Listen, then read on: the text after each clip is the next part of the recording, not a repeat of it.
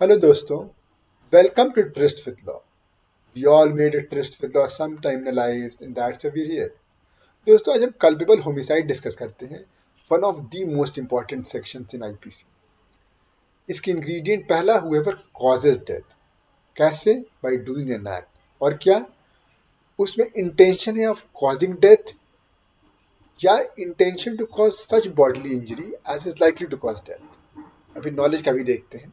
तो जैसे मैंने आपको सपोज चौथी मंजिल से धक्का दे दिया, तो इसका मतलब है इंटेंडेड टू कॉज डेथ, क्योंकि जो चौथी मंजिल से गिरेगा तो ऑब्वियसली उसमें क्लियर है धक्का देने, मतलब कि आपका इंटेंशन। लेकिन सपोज आपको मैंने पहली मंजिल से ही धक्का दिया, तो इंटेंशन इज नॉट क्लियर कि इंटेंशन टू कॉज डेथ। तो इसलिए हम सेकंड क्लॉज देखेंगे, intention to cause bodily injury as is likely to cause death. तो सपोज आपके पीठ में 3-4 बार चाकू मारा मैंने, अब डॉक्टर ये कहता है कि 3-4 बार चाकू मारने is likely to cause death. दूसरा जो लाइकलीहुड है ऑब्जेक्टिव है, सब्जेक्टिव नहीं है। तो intention of causing that bodily injury as is likely to cause that. और तीसरा इसमें बात आता है विद द नॉलेज। आपके पास अगर इंटेंशन दोनों हम नहीं प्रूव कर पाए, तो विद द नॉलेज कि ऐसा एक्ट करने से डेथ लॉजिकली उसमें होगा, तो इसलिए इन तीनों में कल्पेबल होमिसाइड होती है। अब अगर हम इलस्ट्रेशन देखेंगे, तो इलस्ट्रेशन ये दिखाता है कि कौन बंदा मरता है, मैं उसका डेथ कॉज करने का इंटेंशन किया था नहीं किया था वो मैटर नहीं करता है।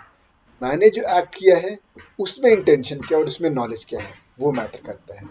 जैसे यहाँ पर आप देखेंगे कि वहाँ पे उसने एक गड्ढा खोदा, उस पर सब लगाया विद द इंटेंशन कोई मर जाए या विद द नॉलेज कि कोई उस पर पैर रखेगा गिरेगा मर जाएगा, is guilty of culpable homicide.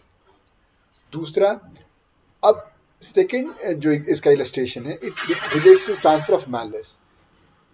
अब A knows Z to be behind a bush, B को नहीं मालूम है और उसने बी को उकसाया, अबेटमेंट का है ये। तो बी ने मारा, वहां बुश पे गोली चली, बी मर गया, तो बी को तो नहीं लगेगा क्योंकि बी का कोई इंटेंशन नहीं था। But A will be liable for the offence of culpable homicide. क्यों? क्योंकि उसने इंटेंशन था, ए को मालूम था कि बी बुश के पीछे है और वो मर जाएगा। और जहां पे भाई नॉलेज की बात आती है, तीसरा तीसरा है ट्रांसफर ऑफ मैलिस से। और ट्रांसफर ऑफ मैलिस हम 301 में देखेंगे, बहुत ही इंपॉर्टेंट चीज है कि जो आपका ओरिजिनल इंटेंशन था वही ट्रांसफर होता है। तो अगर मैं एक फाउल को मारकर उसको मारकर चुराना चाहता था और उसकी गलती से कोई उसके वहां खड़ा था वो मर गया, तो मेरा इंटेंशन मर्डर करने का तो था नहीं, तो वो इंटेंशन ट्रांसफर कैसे हो सकता है? इसलिए यहाँ पे कल्पेबल होमिसाइड नहीं हो। अब ये देखिए, जो एक्सप्लेनेशन है कॉजेज की बात करते हैं, हुएवर कॉजेज डेथ, ये कैसे पता चलेगा? तो सपोज मुझे ऑलरेडी बहुत बीमारी है, मैं टर्मिनल पेशेंट हूँ और आपने कुछ ऐसा किया जिससे कि मैं 4-5 दिन में मर गया।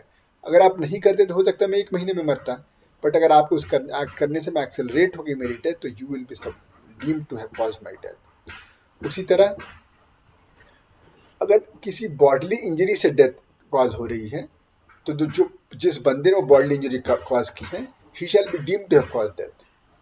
ऑल्दो ये कहे कि अगर मैदानता में चल जाते, मैक्स में चल जाते तो जान बच जाती, इसका बहाना नहीं ले सकते। और एक्सप्लेनेशन 3 है कि causing of death in mother of a child in mother's womb, ये कल्पेबल होमिसाइड नहीं होगा। क्यों? क्योंकि मिसकैरेज होगा, जिसका हम 312 में देखेंगे। ऑल्दो अगर चाइल्ड का कोई पार्ट बाहर आ गया है, मतलब डिलीवरी हो रही है और उसमें वो मर गया, तो फिर वो कल्पेबल होमिसाइड होगा, उसका वो नहीं बच पाएगा। तो दोस्तों ये रहा हमारा 299 पे क्रिस्प डिस्कशन। इसका केस लॉज में इस आर्टिकल में, ये जो अपना ब्लॉग पोस्ट है चेम्बर्स ऑफ शशांक राय, इस पे मैं डाल दूंगा। अभी मैं नहीं डाल रहा हूँ जजमेंट, धीमे धीमे पहले हम इसको समझ लें, अभी पलानी गोंडन वगैरह केसेस देखेंगे। और आपको कोई दिक्कत कोई परेशानी आप कमेंट सेक्शन में बताइएगा। अब अगले वीडियो में दोस्तों पलानी गोल्डन डिस्कस करते हैं।